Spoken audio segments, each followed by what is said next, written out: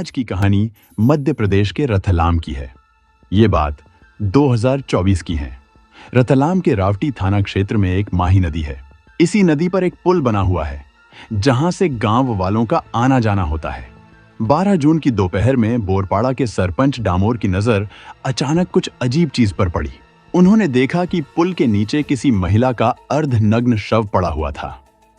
यह दृश्य देखकर सरपंच हैरान रह गए और तुरंत पुलिस को इसकी जानकारी दी।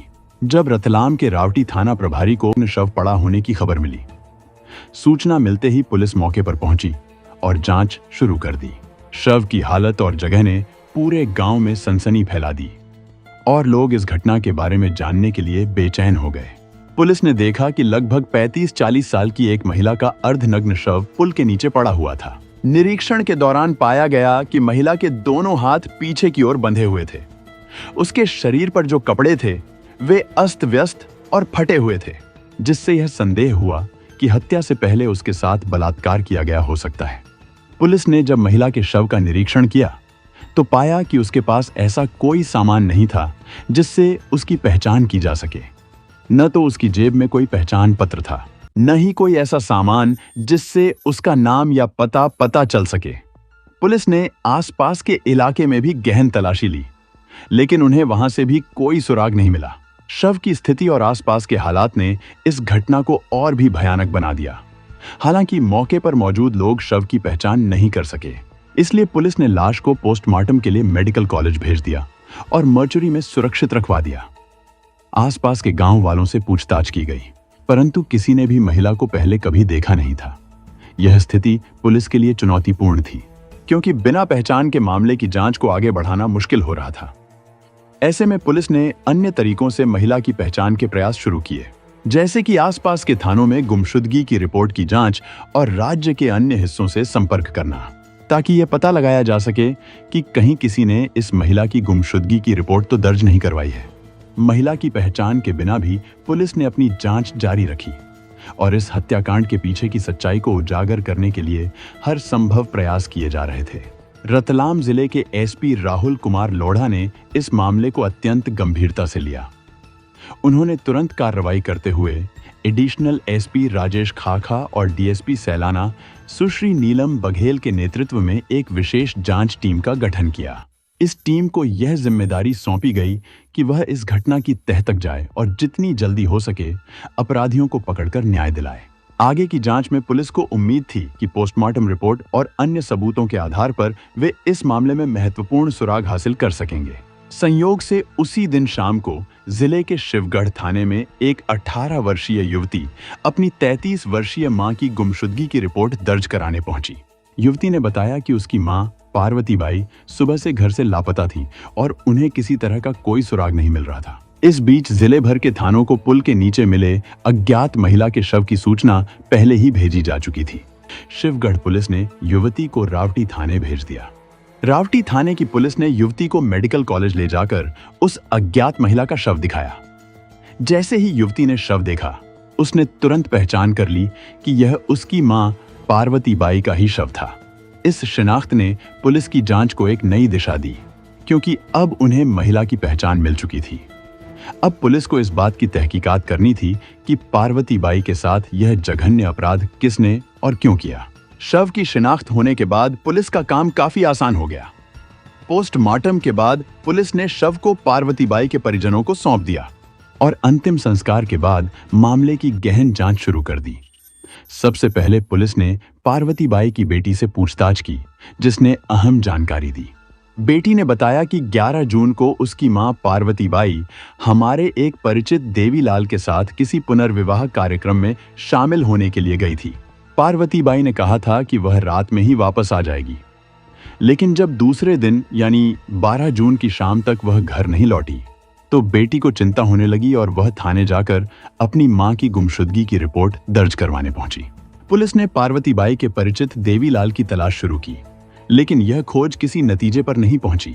न तो गांव में कोई देवीलाल नाम का व्यक्ति था और न ही पार्वती बाई के रिश्तेदार या पड़ोसी किसी देवीलाल को जानते थे। इससे पुलिस को शक हुआ कि देवीलाल का नाम या तो झूठा बताया गया था या फिर यह कहानी कुछ और छिपा रही थी। पार्वती बाई के परिवार की पृष्ठभूमि में भी कुछ अहम बातें सामने आईं।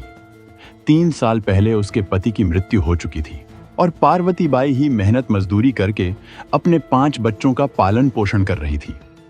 उसकी बड़ी बेटी, जो 18 साल की थी, दिखने में भी अपनी मां की तरह बेहद सुंदर थी।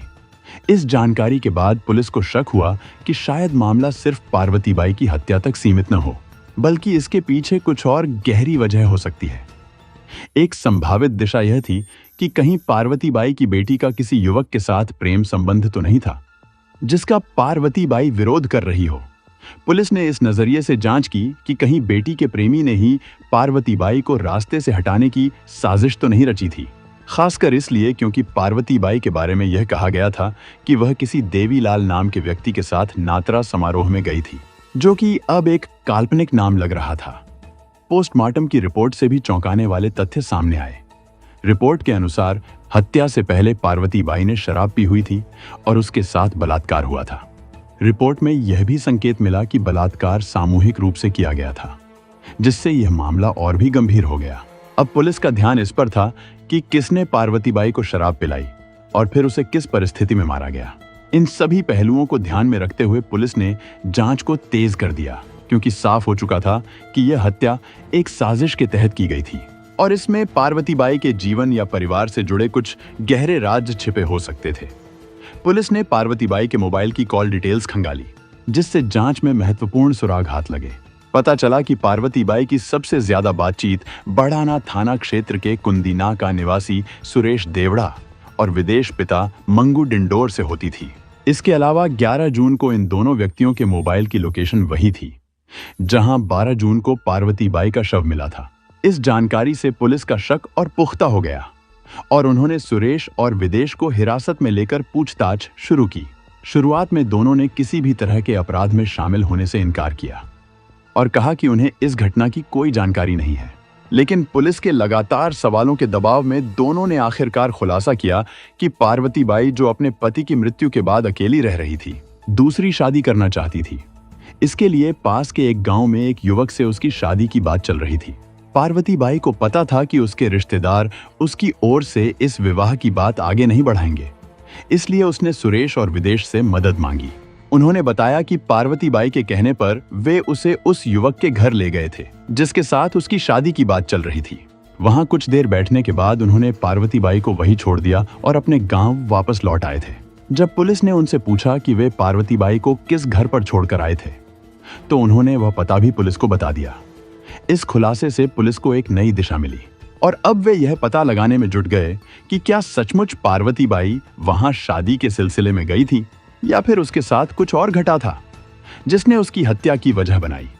इस पर पुलिस की एक टीम जब सुरेश और विदेश द्वारा दिए गए पते पर पहुंची तो सच्चाई पूरी तरह से सामने आ गई। लड़के वालों ने बताया कि सुरेश और विदेश ही 35 साल की पार्वती बाई को उनके घर लेकर आए थे ताकि उनके बेटे से उसका रिश्ता तय किया जा सके। लेकिन जब लड़के वालों ने पार्वती बाई को देखा तो तुरंत रिश्ते से इनकार कर दिया। उनका कहना था कि उनका बेटा केवल 17 साल का है, जबकि पार्वती बाई 35 साल की और 5 बच्चों की मां थी। इस वजह से उन्होंने पार्वती बाई के साथ शादी की कोई संभावना नहीं देखी और तुरंत मना कर दिया। लड़के वालों ने यह भी बताया कि सुरेश और विदेश उसी रात पार्वती बाई को लेकर वापस चले गए थे। जब पुलिस ने यह जानकारी हासिल की तो यह स्पष्ट हो गया कि सुरेश और विदेश ने पहले पुलिस को झूठ बोला था। उन्होंने कहा था कि वे पार्वती बाई को लड़के वालों के घर छोड़कर आ गए थे, जबकि सच्चाई कुछ और ही थी। अब पुलिस को यकीन हो गया था कि पार्वती बाई की हत्या का राज सुरेश और विदेश के पास ही छुपा है। इसलिए जब पुलिस ने दोनों पर कड़ाई से पूछताछ की तो आखिरकार वे टूट गए और उन्होंने पूरी कहानी बयां कर दी। सुरेश और विदेश ने पूछताछ में पूरी कहानी बताई। उन्होंने बताया कि उनकी मुलाकात पार्वती बाई से लगभग 2 साल पहले रतलाम रेलवे स्टेशन पर हुई थी। वे भी उसकी तरह रोजाना रतलाम मजदूरी के लिए जाते थे और वहीं से उनका परिचय हुआ। पार्वती बाई उम्र में उनसे काफी बड़ी थी, लेकिन उसकी सुंदरता के कारण वे दोनों उसकी तरफ आकर्षित हो गए और धीरे धीरे उससे दोस्ती कर ली। जल्दी ही उन्हें यह भी पता चला कि कमलापति की मौत के बाद से दूसरी शादी करने के प्रयास में थी, लेकिन अपनी बड़ी बेटी की उम्र को देखते हुए वह यह बात अपने रिश्तेदारों से नहीं कह पा रही थी। सुरेश और विदेश को जब यह मालूम हुआ कि पार्वती बाई दूसरी शादी के लिए परेशान है, तो उन्होंने उसके करीब आने की कोशिश की, लेकिन कमला उनकी नीयत को समझ गई। उसने उन्हें साफ शब्दों में कह दिया कि वे चाहे कितनी भी कोशिश कर ले, उनसे कोई फायदा नहीं होगा। हालांकि उसने यह भी कहा कि अगर वे उसकी शादी किसी योग्य युवक से करा दे तो वह उन्हें एक बार इनाम के रूप में खुश कर देगी।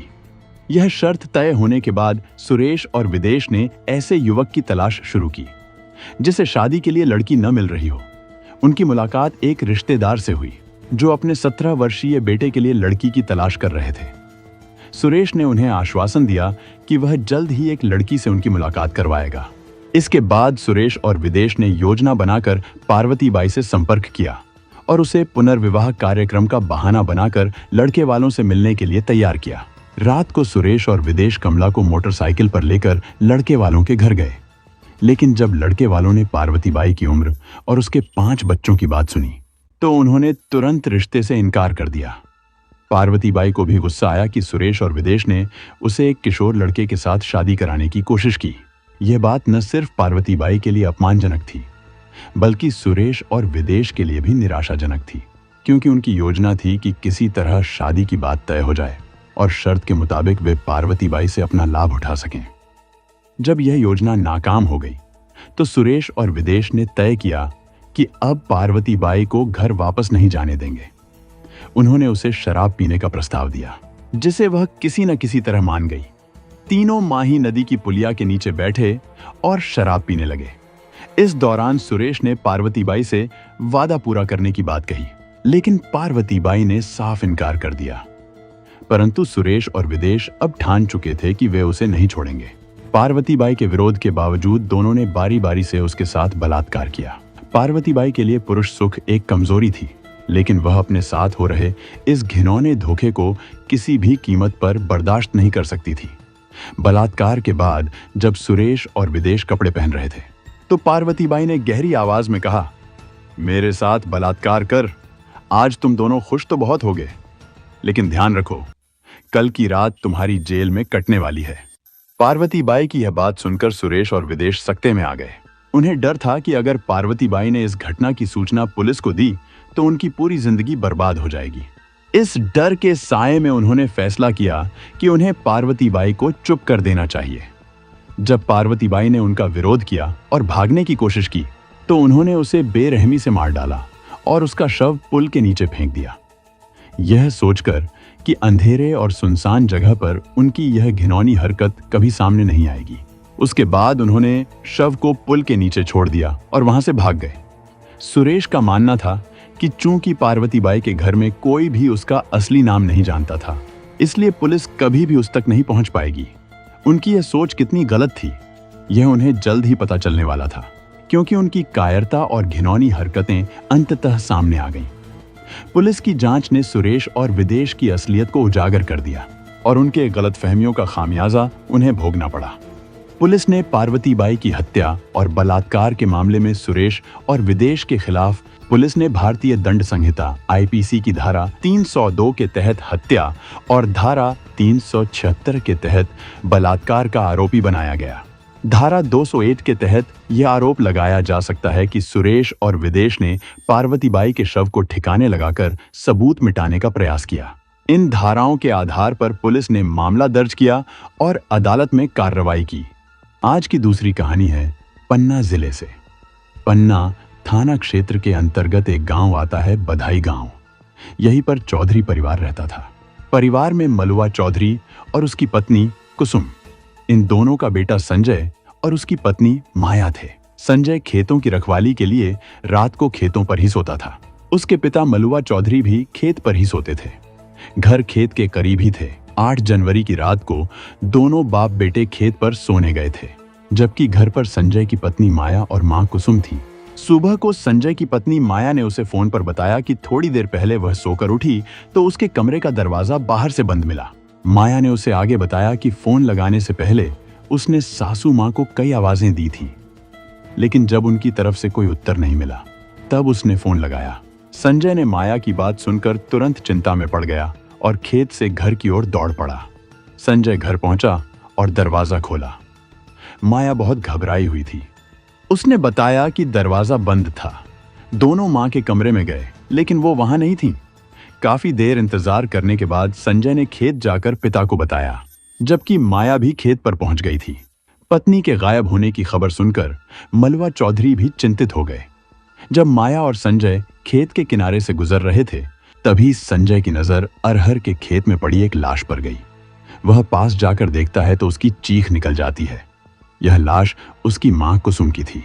उसके गले के आसपास कई जगह कुल्हाड़ी के गहरे घाव थे और खून से सनी कुल्हाड़ी वहीं पड़ी थी, जिससे लगता था कि उसी से उसकी हत्या की गई है। संजय की चीख सुनकर पास के खेतों में सो रहे किसान कन्हैया लाल और मांगी लाल भी वहां आ गए। संजय ने इस घटना की सूचना पुलिस को दी और कुछ ही समय बाद पुलिस घटनास्थल पर पहुंच गई। महिला की हत्या की सूचना मिलते ही थाना प्रभारी सिपाही को साथ लेकर घटनास्थल पर पहुंचे। टीआई ने वहां का निरीक्षण किया। कुसुम के शव से बहा खून अभी भी सूखा नहीं था, जिससे टीआई को यह स्पष्ट हुआ कि हत्या सुबह हुई है। उन्होंने सोचा कि जब कुसुम दिशा मैदान के लिए खेत में आई होगी, तभी किसी ने उसकी हत्या कर दी, लेकिन शव के पास लौटा वगैरह नहीं था। इसने सवाल उठाया कि अगर कुसुम शौच के लिए नहीं आई तो सुबह सुबह खेत पर आई क्यों। हत्या की खबर पाकर एसपी मयंक अवस्थी और डीएसपी डीएएस परिहार भी मौके पर पहुंचे और घटनास्थल का मुआयना किया। टीआई द्वारा पूछताछ करने पर कुसुम के पति मलुआ और बेटे संजय ने किसी से दुश्मनी होने की बात से इनकार किया। संजय की पत्नी माया ने भी पुलिस को सभी जानकारी दे दी। इसके बाद पुलिस ने उनके घर का मुआयना किया। पूछताछ के दौरान टीआई को कुसुम के किसी परिचित पर शक हुआ, क्योंकि जिस कमरे में कुसुम सो रही थी वहां संघर्ष के कोई निशान नहीं मिले थे। इससे यह प्रतीत होता था कि कुसुम अपनी इच्छा से ही बाहर आई थी। माया के कमरे का दरवाजा बाहर से बंद किए जाने को लेकर टीआई का मानना था कि संभवतः कुसुम के गांव के किसी व्यक्ति के साथ अवैध संबंध रहे होंगे।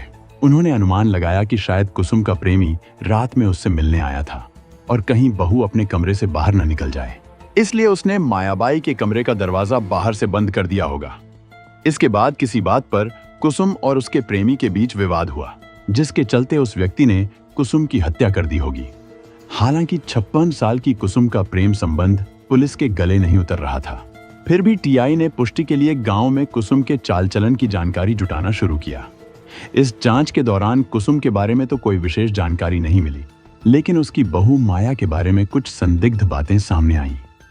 गांव के लोगों ने बताया कि माया जो सबसे सुंदर मानी जाती थी, उसका चाल चलन संदिग्ध था। कहा गया कि उसका एक 19 वर्षीय युवक हल्के चौधरी के साथ चक्कर था। हालांकि पुलिस ने पहले भी माया से पूछताछ की थी, लेकिन उसके बयानों में उन्हें कुछ भी संदेहास्पद नहीं लगा था। एक बात यह थी कि वह बयान देते समय हमेशा लंबा घूंघट ओढ़े रहती थी, जिससे टीआई को शक हुआ कि शायद वह अपने चेहरे के भाव छिपाने की कोशिश कर रही है। इस नई जानकारी के आधार पर टीआई शुक्ला ने एक महिला पुलिसकर्मी को माया से फिर से पूछताछ करने का निर्देश दिया। महिला पुलिसकर्मी ने माया का घूंघट हटाते हुए उससे घटना की रात के बारे में कई सवाल किए। अचानक उसने पूछा, बताओ, उस रात हल्के तुमसे कितने बजे मिलने आया था? हल्के का नाम सुनते ही माया का चेहरा बदल गया। थोड़ी देर के लिए वह चौंकी, फिर बोली, कौन हल्के? वो मेरे पास क्यों आएगा? पुलिसकर्मी ने उसे गंभीरता से कहा, अधिक बहस मत करो, हमें सब पता है। उस रात हल्के तुम्हारे पास आया था, तो साफ साफ बताओ कि उसने तुम्हारी सास को क्यों मारा। अगर तुम सच बोलती हो तो पुलिस तुम्हें छोड़ देगी, लेकिन अगर तुमने झूठ बोला तो जेल जाने से तुम नहीं बचोगी। इस पर माया ने घबराकर सब कुछ कबूल कर लिया। उसने बताया कि उस रात उसकी सास ने उसे हल्के के साथ देख लिया था। इसके बाद परिस्थितियां ऐसी बनी कि उसने अपने प्रेमी के साथ मिलकर अपनी सास की हत्या कर दी। पुलिस की पूछताछ में बहू के इश्क की यह चौंकाने वाली कहानी सामने आई। माया 21 साल की उम्र में संजय के साथ ब्याह कर गांव आई।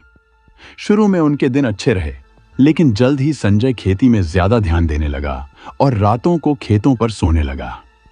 इस बीच माया की नजर पड़ोस के युवक हल्के चौधरी पर पड़ी, जो उससे 2 साल छोटा था और उसे भौजी कहता था। जब हल्के की उम्र बढ़ी तो उसे माया की सुंदरता आकर्षित करने लगी। माया के कच्चे घर का बाथरूम बाहर आंगन में था, जो हल्के के घर से साफ नजर आता था। 20 साल की उम्र में हल्के ने माया को नहाते हुए छिपकर देखना शुरू कर दिया। एक दिन माया की नजर हल्के पर पड़ी, लेकिन उसने कुछ नहीं कहा। इससे माया ने समझ लिया कि हल्के को उसकी खूबसूरती पसंद है और उसने हल्के को और भी आकर्षित करने के लिए उसे अपने रूप के दर्शन करवाने शुरू कर दिए। धीरे धीरे उसे भी हल्के के प्रति आकर्षण महसूस होने लगा। हल्के का माया के घर आना जाना अक्सर होता था। वह जब भी माया के घर आता, दोनों के बीच हंसी मजाक होता। धीरे धीरे हल्के को यह एहसास हुआ कि माया उसकी भावनाओं को समझ चुकी है। एक दिन जब वह दोपहर में माया के घर पहुंचा और पाया कि वह अकेली है, तो उसे लगा कि यह मौका सही है। माया ने भी इस पल का इंतजार किया था और दोनों के बीच का माहौल धीरे धीरे और भी नजदीक होता चला गया। इसके बाद तो दोनों के बीच आए दिन वासना का खेल खेला जाने लगा। इस तरह हल्के माया का दीवाना हो गया और हर दिन उससे अकेले मिलने की जिद करने लगा। लेकिन रोज ऐसा करना आसान नहीं था, इसलिए माया ने एक उपाय सोचा। जब उसका पति और ससुर खेत की रखवाली के लिए चले जाते, तब वह अपनी सास के सो जाने का इंतजार करती। आधी रात में वह अपने प्रेमी हल्के को कमरे में बुला लेती और पूरी रात उसके साथ समय बिताती। सुबह होने से पहले वह हल्के को वापस भेज देती ताकि किसी को शक न हो। 8 जनवरी 2020 की रात संजय और उसके पिता मलुआ खेत पर सोने गए, जबकि कुसुम खाने के बाद गहरी नींद में चली गई। इस बीच माया ने हल्के को बुलाने का निर्णय लिया। वह जानती थी कि यह मौका उसके लिए महत्वपूर्ण था और उसने हल्के को अपने कमरे में बुलाने की तैयारी कर ली। हल्के, जो इस संबंध में पहले से ही उत्सुक था, माया के पास आया।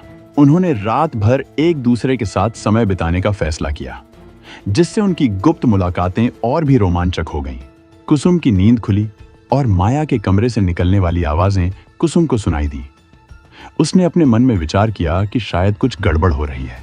कुसुम ने अपने कान लगाकर आवाजें सुनने की कोशिश की, लेकिन उन्हें समझ नहीं पाई। उसे लगा कि उसकी बहू कुछ कर रही है जो कि ठीक नहीं है। उसने चुपचाप बहू के कमरे में झांक कर देखा तो पड़ोसी हल्के के साथ बहू को अय्याशी करते देख उसकी आंखें फटी रह गईं। सास ने गुस्से में किवाड़ पर लात मारकर दरवाजा खोला और माया और हल्के को खूब खरी खोटी सुनाई। सास बहू की करतूत अपने बेटे को बताने के लिए रात में ही खेत पर जाने लगी। यह देखकर माया के हाथ पैर फूल गए। उसने पास पड़ी कुल्हाड़ी उठाकर हल्के के हाथ में पकड़ाते हुए कहा कि वह सास की कहानी खत्म कर दे, वरना उनके प्यार की कहानी खत्म हो जाएगी।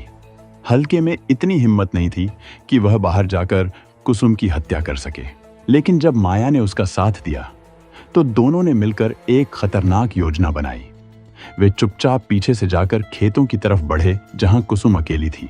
अचानक उन्होंने कुसुम की गर्दन पर कुल्हाड़ी से वार किया, जिससे वह वहीं गिर पड़ी। इसके बाद उन्होंने उसके शरीर पर कई बार कुल्हाड़ी से वार किए, जिससे कुसुम की मृत्यु हो गई। कुछ देर बाद माया ने अपने कमरे का दरवाजा बाहर से बंद कर लिया और हल्के अपने घर चला गया। उन्हें विश्वास था कि इस जघन्य अपराध के बाद पुलिस उन तक नहीं पहुंच पाएगी, लेकिन पन्ना पुलिस ने अपनी तेजी से जांच करते हुए मात्र 4 दिनों में ही उन्हें पकड़ लिया और कानून की ताकत का एहसास करवा दिया। इस घटना ने सभी को हिलाकर रख दिया और गांव में चर्चा का विषय बन गई। जुर्म हमेशा गलत ही होता है, चाहे कितनी भी चालाकी से छिपाने की कोशिश की जाए। कत्ल की साजिश चाहे कितनी भी बेहतरीन क्यों न हो, एक न एक दिन सच सामने आ ही जाता है। हर जुर्म अपने पीछे कोई न कोई सुराग जरूर छोड़ता है और कानून के हाथ उस तक पहुंच ही जाते हैं। आज नहीं तो कल इंसाफ अपना रास्ता ढूंढ ही लेता है और कातिल अपने अंजाम तक पहुंचता है। इसी तरह की सच्ची घटनाओं और सीखों के साथ मैं फिर लौटूंगा। तब तक के लिए सुरक्षित रहे, सतर्क रहे और ध्यान रखें कि किसी भी संदिग्ध स्थिति में सही कदम उठाना कितना जरूरी है।